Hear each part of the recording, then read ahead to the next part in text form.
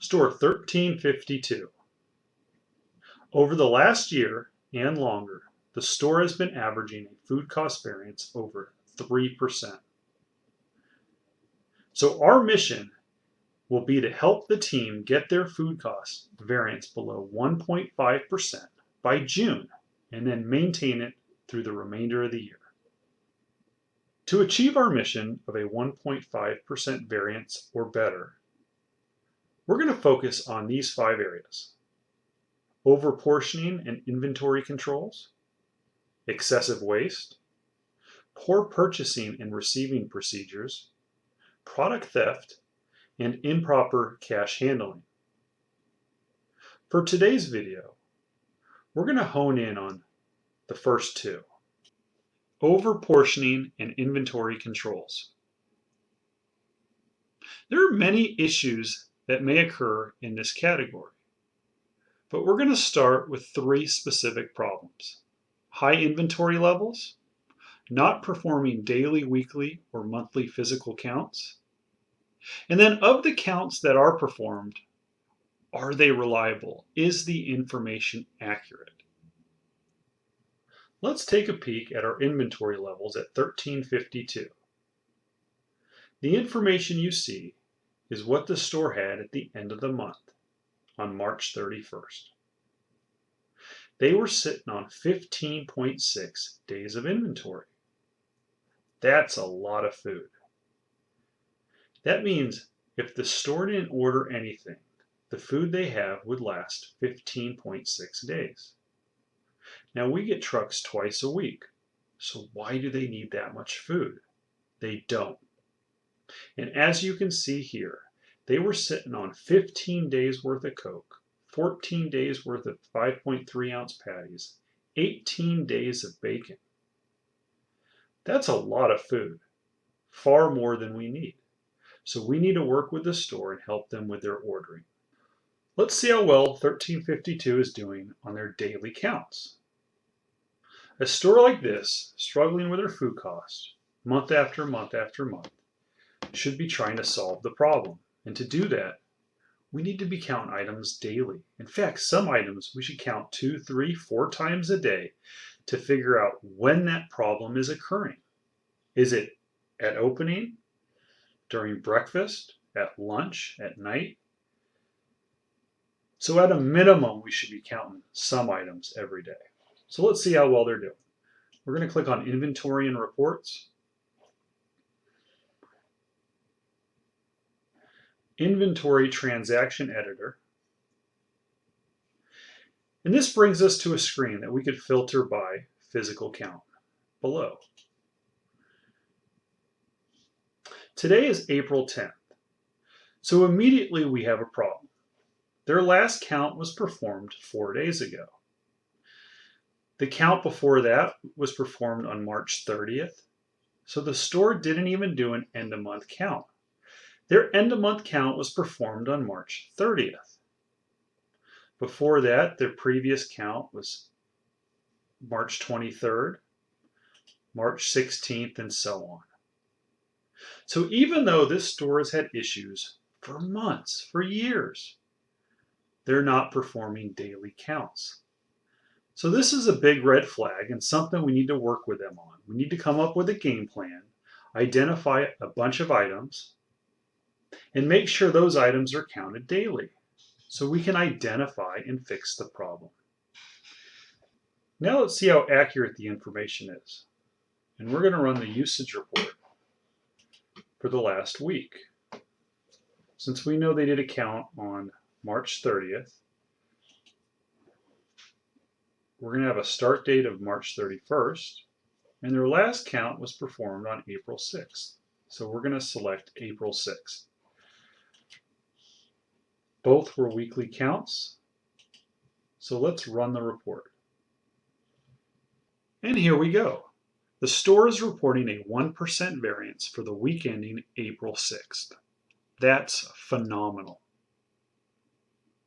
But we know the store has been running a 3% variance or higher for quite some time. So for them to report a 1% variance may be too good to be true. So let's make sure the information they're providing is accurate. Trust but verify. Immediately, there may be an issue with dry storage, a negative 0.4% variance. Seems too good to be true. We'll check it out. In the freezer category, 0.3% at a store that's historically had issues with their food cost. We'll want to look into that as well. So let's jump to the dry storage section here. You'll notice the 4.5-inch seeded bun is showing a negative 0.2% variance. That's not possible. In fact, there aren't even any purchases for this item, which indicates the store may not be entering in their flowers invoices. And they started with a $0 inventory on March 31st. That can't be right. So we're having issues here with the information on the report, which will make it difficult for us to analyze the information and determine where the problem really is. So let's continue. As we scroll down the dry storage section, we come across another item, oil, minus 0.4%. Again, this information is not reliable, unless the store didn't filter their fryers the entire week. That's possible, but unlikely. So between the bun and the oil, it's misrepresented. They're actually 0.6% higher than they reported. So that 1% variance is really 1.6 now. And we haven't even gotten to the freezer section. So let's take a peek at the freezer section and see what we see. This is precisely why we trust but verify. We don't want to have our P&L come back 2-3 percentage points lower than we expected. So when we look at the freezer section, beef patty Angus 5.3 ounce jumps out. Again, they're reporting a negative 0.5% variance. That's not possible. So something's wrong with the information. And when the manager posted this count on April 6th and on March 30th, it's vital they make sure the count is accurate. So when they run the report after their count and see that this item has a negative 0.5% variance, they must recount that item to make sure their count of 594 patties is accurate. It's vital. So although the store reported a 1% variance, when we add the 0.2 for the buns, the 0.4 for the oil, and the 0.5 for this Angus patty, we are now up to 2.1%. That's a big difference, and exactly why we need to be accurate and post good counts and good information. So that's something else we need to work on at this store. After we post our counts, we need to verify any item that has a funky variance. In summary, for this section, the store is reporting high inventory levels. They're not performing daily counts, and the information is not accurate. So we need to come up with an action plan and change the way they do things. First, we need to help the team with ordering. Second, we need to implement daily physical counts. And last, we need to make sure the counts are accurate. So we need to work with this store and change the way they do things. And we can implement all three of these things fairly quickly, because what they're doing right now is not working. Let's jump to section 2. Waste. Excessive waste. We're going to hone in on 3 specific problems that could occur with waste, although there are many more. These are some of the biggest ones. First, is the store reporting waste on a daily basis? Stores struggling with their food cost must report their waste on a daily basis. This information helps us determine how much of a variance is waste and how much could be potential theft or overportioning. And it's possible we're not ringing in all of our discounts. Second, is the store following the production charts? And last, are there waste buckets available at each station?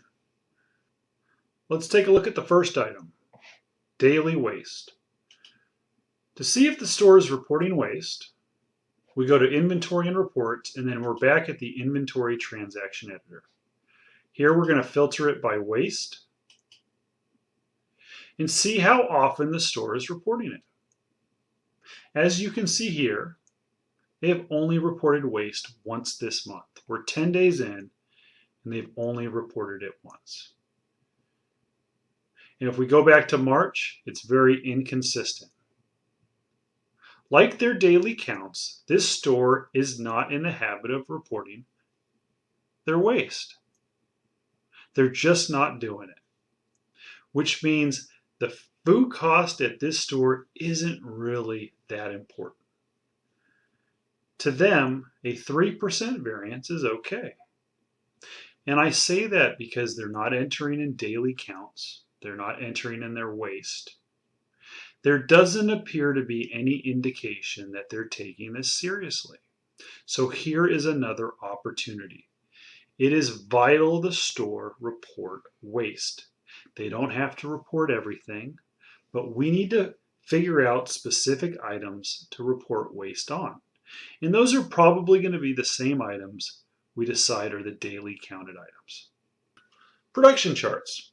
Let's see how well the store does executing the production charts. And we're going to watch a Friday, April 10th, and see how well they do. What we see here is likely what we're going to get on a typical day. Let's start with the biscuits, and we're going to watch the opening hour. During the opening hour, the chart calls for 1.5 trays of biscuits at 5 in the morning.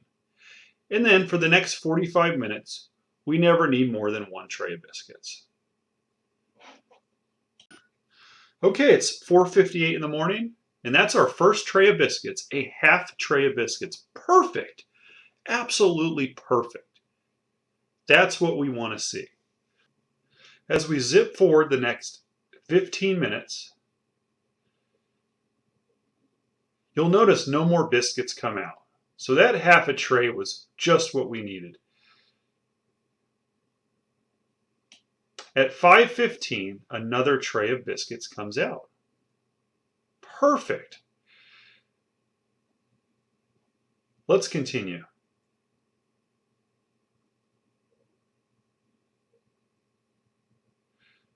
We're 5 minutes in, 10 minutes in, we're still working off of that tray. Now those biscuits have exceeded their time. And here comes another tray.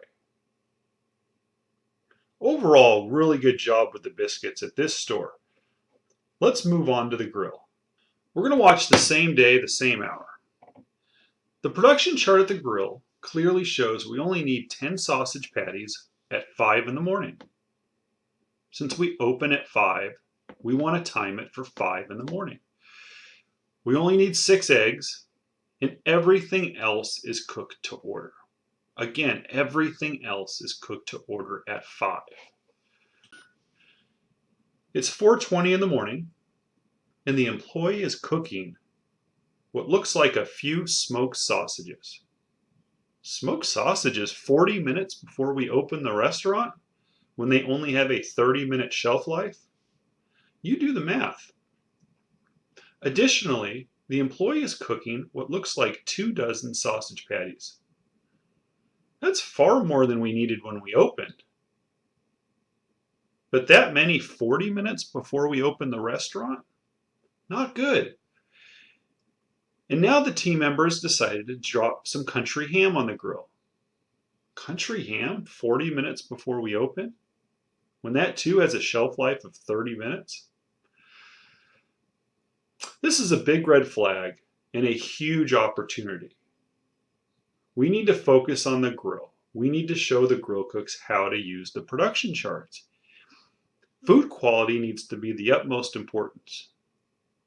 But by not following the production chart, this is going to lead to a lot of waste, which is going to increase our food cost. Now it's 4:32. We're not opening for a half an hour, but the store has decided to cook a bunch of eggs. Why? Why are we cooking eggs 30 minutes before we open? Again, it doesn't make sense. Those eggs are going to expire in 10 minutes, and we don't open for 30 minutes. And there go some more eggs. Huge opportunity here at the grill. Huge opportunity. Now let's jump to the fry station during the same time on the same day. Hash browns are cooked to order until 6:45 because we just don't do enough business. We need about 6 steaks. Pork chops are cooked to order the first 45 minutes. And we can hold 1 chicken, 1 breakfast chicken. It's 5 in the morning, we've just opened, and that hash brown bin is perfect. We're cooked to order. That's exactly what it's supposed to look like. And when a customer orders some hash browns, we drop them. We're 10 minutes in, and they're doing a great job. You'll notice they just dropped 6 steak, exactly what the production chart called for. And as they start selling those steaks, they can start building back up to 5 or 6. Let's continue. We're 15 minutes in, and it's just beautiful. It's absolutely beautiful, that hash brown bin. We just cooked some hash browns. Let's see what happens. That's a very large basket. If a customer ordered 2 small hash browns, that's all we want to draw. So all of those hash browns need to go out fairly quickly, since we're cooked to order. It's 5:20. Let's zip forward and see what happens. This is the first basket of the day, so it's going to show us how well this store does executing the hash browns. They have now exceeded their time and need to be wasted. We're 13 minutes in. We are now 20 minutes in, and those hash browns are still there. Not good. So we're 21 minutes in. Those hash browns have long expired, but we're going to sell every single one of them. Let's continue. There goes another bag of hash browns. We're now 30 minutes in. Those need to be wasted every single time. We just dropped some more hash browns, so let's see what happens. It's another full basket, and the new are dumped on top of the old. A few go out, but the rest remain. It appears we are not following the charts at the fry station either. There are some positives with the steak. It appears they did not cook any pork chop, which was great, nor did they cook any chicken. But hash browns, there's a huge opportunity here, especially on food quality. But when we cook this much product, it's going to lead to excessive waste. So we need to fix it. Here's another opportunity. We're going to add it to the list. In summary, for Section 2, it has been determined that the store is not doing a good job reporting waste. Additionally, they're not doing a good job following the production charts or the timing systems. There are some positives, but the expectation should be that they are executed properly at every station during every shift. So we have a huge opportunity there. Now, we couldn't identify on the video whether or not the stores are using waste bins properly, so we'll have to have someone at the restaurant confirm that. So our action plan for Section 2 will be to implement daily waste reporting, to execute the production chart at the grill and fry station, and then ensure waste bins are set up and used properly. Again, here are our action plans for the first two sections. This is going to help us get to our 1.5% food cost variance or better by June. As we start improving these items, we'll then start peaking in other places like theft, overportioning, cash handling, and so on. But for now, we will hone in on these 6 items. We're going to help the team with ordering. We're going to implement daily physical counts and ensure that that information is accurate and reliable. We're going to help the team implement daily waste reporting. We're going to monitor the execution of the production chart at the grill and fry station. And then we're going to ensure that waste bins are set up and used properly. As these items improve, we will start focusing on other areas. But for now, these are our action plan items, and the expectation should be that we are going to attack these tenaciously, because the only way we're going to get to a 1.5% variance or better is to take it seriously.